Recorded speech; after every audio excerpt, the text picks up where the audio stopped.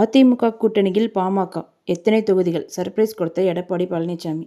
தமிழக சட்டசபை தேர்தல் இந்த ஆண்டு ஏப்ரல் மாதம் நடைபெற உள்ளது. தேர்தல் நெருங்கும் வேளையில் அரசியல் களம் தற்போதே சூடுபிடித்துள்ளது.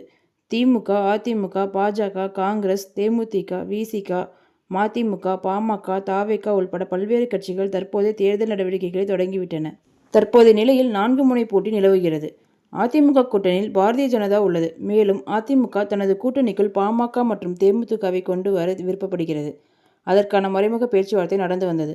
அந்த வேளையில் இப்போது கூட்டணியில் உள்ள பாரதிய ஜனதாவுக்கு எத்தனை சீட்டுகள் வழங்கப்படும் என்ற எதிர்பார்ப்பும் அந்த கட்சியினரிடையே ஏற்பட்டிருந்தது. இந்நிலையில் சென்னை பசுமை வழிச்சாலையில் உள்ள இல்லத்தில் அதிமுக பொதுச் செயலாளர் எடப்பாடி பழனிசாமி பாமக தலைவர் அன்புமணி இன்று காலை சந்தித்தார்.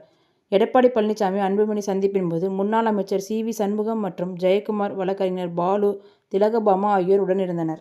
பாமக 2ஆக பிளவுபட்டுள்ள நிலையில் எடப்பாடி பழனிசாமியை சந்தித்து தேர்தல் கூட்டணி குறித்து அன்புமணி பேசியிருந்தார். கடந்த முறை அதிமுக கூட்டணியில் 23 போட்டியிட்டு 5 தொகுதிகளில் பாமக வென்றிருந்தது. 2021 வடக்கு, வடமேற்கு மாவட்டங்களில் அதிமுக வெற்றிக்கு கணிசமாக உதவியிருந்தது பாமக. இந்த சூழலில் 2026 சட்டமன்ற தேர்தலுக்காக பாமக, அதிமுக இடையே கூட்டணி ஒப்பந்தம் கையெழுத்தானது.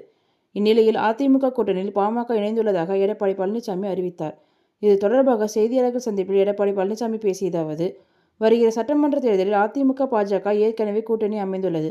தற்போது பாமக கூட்டணியில் இணைந்துள்ளது. விரைவில் மேலும் சில கட்சிகள் சேருவார்கள். எங்கள் கூட்டணி இயற்கையான கூட்டணி. அதிமுக தொண்டர்கள் விரும்பியபடி கூட்டணி அமைத்துள்ளோம். இது வெற்றி கூட்டணி.